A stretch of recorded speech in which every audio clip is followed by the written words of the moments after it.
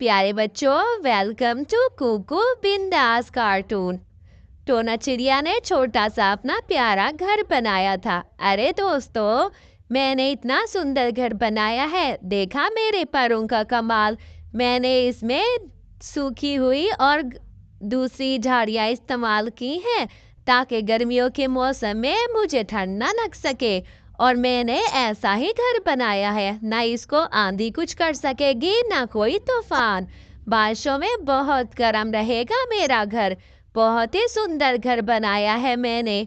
हाँ हाँ टोना बहन, तुमने तो बहुत ही अच्छा घर बना दिया है। पूरे जंगल में ऐसा घर तो किसी का नहीं देखा आपने, और वो भी जमीन पे। घर तो सुना था जंगल में दरख्तों पे बनते हैं, वो भी घोंसले। आपने तो घर बना दिया। अरे कालू कौवा और गौरी कौवी झाड़ियों के पीछे छुपे सारी बातें सुन रहे थे। दोनों ही मन में लालच करते। अरे कालू जी, ये रानो चिड़िया ने क्या बना डाला है? घर कोई जमीन पे बनाता है? मुझे तो समझ नहीं आती कि ये पंछी दरख्तों से उठकर जमीन पे क्यों आ रहे हैं। अच्छे भले दरख्तों पे घर तो बनते हैं। अब क्या ये इतने अमीर हो गए हैं जो ये जमीन के टुकड़े खरीद कर उन पे घर बनाने लग गए हैं? अच्छा, अरे गौरी, तुम फिक्र क्यों करती हो? मैं इसका घर तोड़ फोड़ डालूंगा और देखना, तुम ऐसा करूंगा कि समझ में लग जाएगा इसको। आइंदा फिर ये जमीन पे घर बनाने की कोशिश भी नहीं करेगी। रानो समझती क्या है ये टोना आपको, अपने आप को। मैं इसका घर तोड़ता हूँ। अरे टोना बहन, तुमने ये जमीन पे घर तो बना लिया है, लेकिन तुम्हें एक बात बताता हूँ। मैंने एक दफा घर बनाया था, हवा के झोंके से सारा घर टूट फूट गया था मेरा। तुम्हारा भी घर सारा टूट जाएगा। तुमने क्यों ऐसे जमीन पे बना डाला? देखना कल परसों तक ये सारा घर टूट फूट कर तुम्हारा घर बिखर जाएगा। फिर तुम क्या करोगी? इतनी मेहनत तुम्हारी जाया जाएगी। टोना चिड़िया ये सब कुछ सुनकर बहुत दुखी होती है। कालू कौवा चला जाता है। अरे मैंने गौरी उसको बताया, टोना को बताया कि उसका घर टूट जाएगा। उसने जमीन पे जो घर बनाया है इसलिए, क्योंकि जमीन पे सिर्फ हमारा घर ही अच्छा लगता है। वो होती कौन है अपना घर जमीन पे बनाने वाली? मैं उसका आज रात जा करके घर तोड़ दूंगा। मेरे पास एक बहुत अच्छा प्लान है। ऐसा करते हैं, जा करके रात को चूंचे मार के उसके घर को खूब हिलाते हैं। पूरी डर भाग जाएगी। डर के? हाँ हाँ कालू जी, भाग जाएगी भाग जाएगी। ये चिड़िया अपने आप को क्या समझती है? इसको भगाने का काम तो अब आपका है। हम दोनों मिल करके जा करके इसको भगा देंगे। ये क्या समझती है? ये अपना घर कब तक रहेगी रखेगी यहाँ पर? हम इसका घर तोड़ फोड़ डालेंगे। देखना, अब कुछ दिनों की बात है। दोनों ही ऐसे ही रात को जाते हैं और काली कवि तो चूंचे मार के कोरा टोना चिड़िया का घर तोड़ना शुरू कर देती है। छत देखो कैसी मजबूत बनाई है, टूटी नहीं रही। कालू जी, समझ नहीं आ रहा क्या चीज इस्तेमाल की है।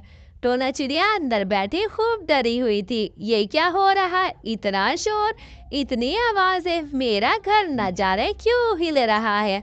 हे ऊपर वाले, ये क्या समस्या है? मेरी मदद करो।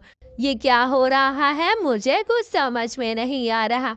मुझे तो बहुत डर लग रहा है। लगता है कालू भैया ने सच कहा था। उसने जो कहा था, मैं नहीं रहूंगी इस घर में।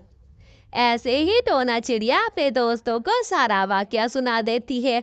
सारी बात बता देती है कि घर कैसे हिल रहा था, और कालू भैया वाली बात भी बता देती है जो कालू ने बताई होती है।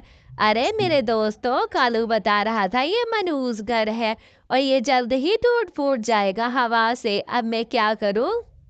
अरे टोना, तुम ऐसे टेंशन ले रही हो? ये कालू तो बहुत ही दुष्ट कौवा है। आपका घर तोड़ना चाहता है क्योंकि सिर्फ उसका ही जमीन पर घर है।